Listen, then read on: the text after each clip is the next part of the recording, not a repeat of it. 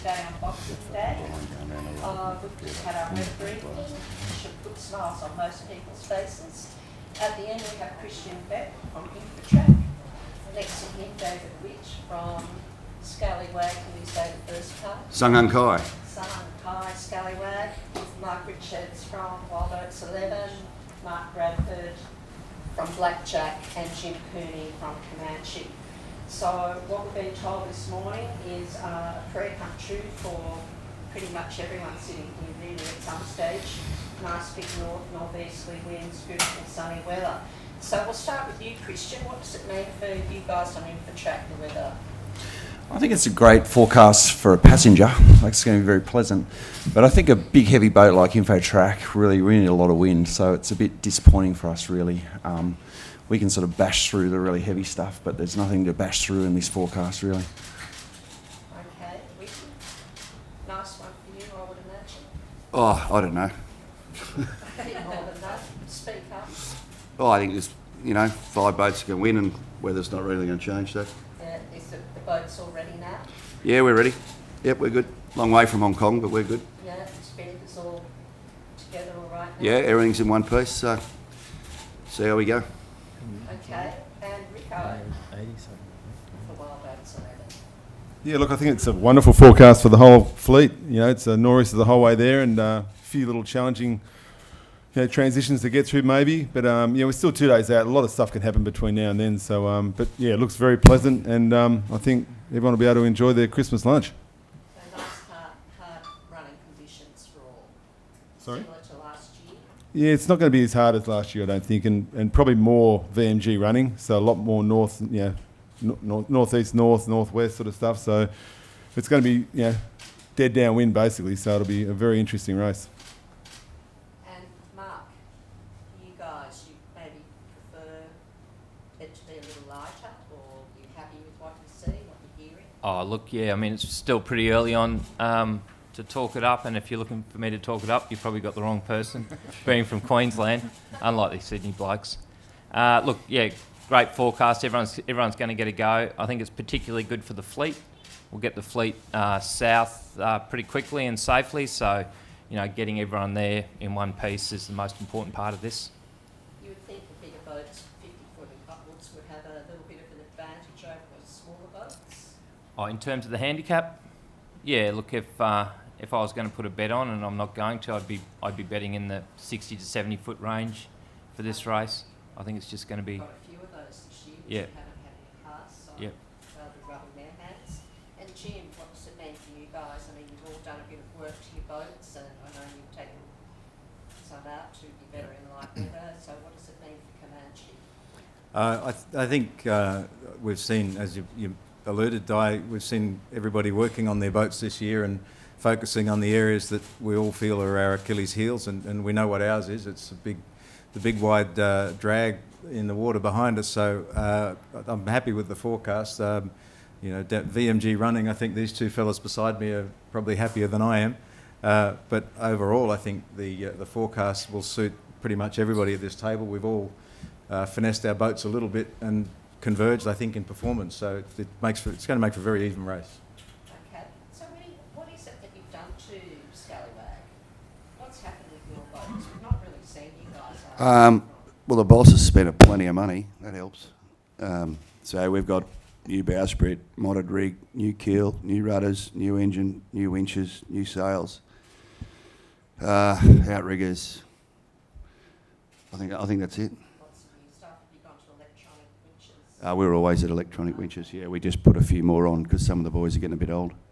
So your boat would be, I would imagine, looking better all round? Oh, we'll see. I'm like Squark. I'm from Hong Kong. We don't talk it up either.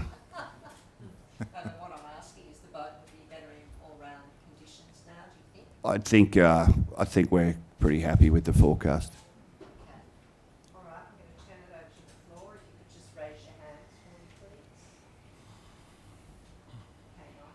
This is probably for Jim and Mark. Bit of controversy in the harbour last year. We're just steering clear of each other this year. I think we would certainly be perhaps more focused and more aware. I don't think there's any doubt about that. But look, reality is we're focused and aware every race. It's a split second in these things. When boats are moving at 4, 5, 6 metres a second, everything gets very close very quickly. So I don't think there was any lack of that last year. It's just one of those things that happens in a very small amount of time. We'll be extra careful this year, I'm sure. It did make good television. Yeah. Anyone else? No? Okay, thank you very much. Go ahead. I was going to say, David, you got a sale lent to you from InfoTrack. Yeah, I just met Kristen before, so it's we thank him very much, and I think we had a sister sort of situation like this in the Volvo race where you're in a sport where you spend a lot of money, and it's good to see that true sportsmanship from most people shines out. Doesn't matter about a result, and I think Aussies are known for being quite good sports most of the time. So I think hats off to Christian. Christian, does that mean that you get some leeway somewhere in the race? Actually, to be honest, I didn't even know it was happening. The guy that manages the boat just lent it to him without asking me. What a pack. But I think we need you there because we need someone to try and beat, actually. These other guys are all pretty tough. We don't know you so well. I'm not saying we'll be easy to beat, but we need as another sub maxis in there as we can. So it's not all us being nice. Yeah, you had a pretty star-studded fleet last year, but you've also recruited well this year, haven't you? Look, the best thing about our campaign is definitely the crew. If we do well, it'll be the crew, not the boat. And there's some amazingly good people there, and we're just a bit disappointed that the weather's not really strong. We really need a strong forecast for that boat. Just keep Capey out of the pub. He tends to get arrested. Most importantly, Christian, is the paperwork done properly this year? Look, I'm sick of people reminding me to fill out the bloody paperwork because everyone keeps texting me and emailing me and saying that. But this year, no one's going to the pub till that race declaration form's done.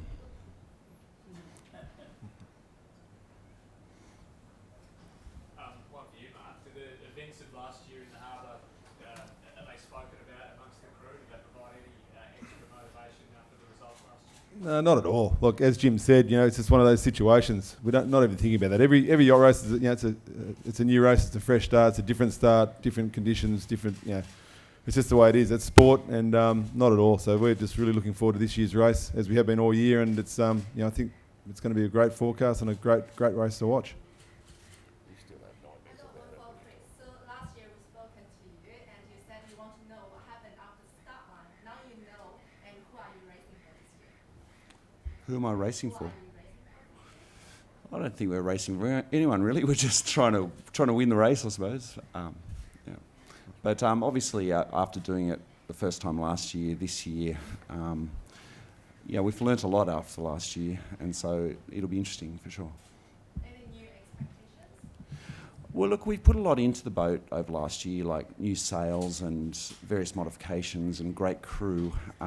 It's just one of those boats that it can win in certain conditions, but they're very sort of obscure. Like a really heavy upwind start would be great for us to hopefully, not that we want anyone to break down, but we probably need some of these boats to break down, to be honest. So there's certain conditions that we'd hope for that we haven't really got, unfortunately.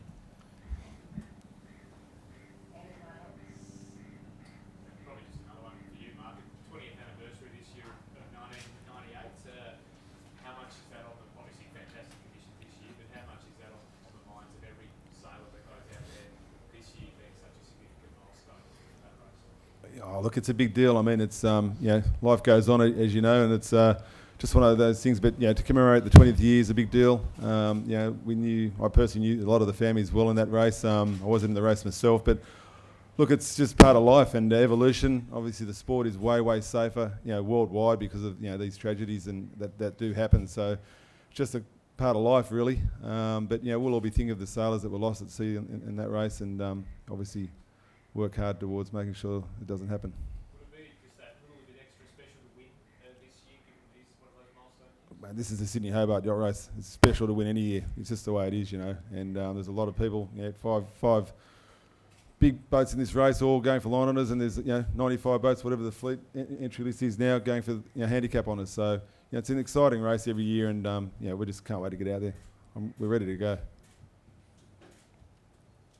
Anyone else? Okay, thank you for your time. You guys will be available for a couple of interviews before they rush off. Wish you all a very happy Christmas and look forward to seeing you on Boxing Day. All right, thank you. Stay. Sure.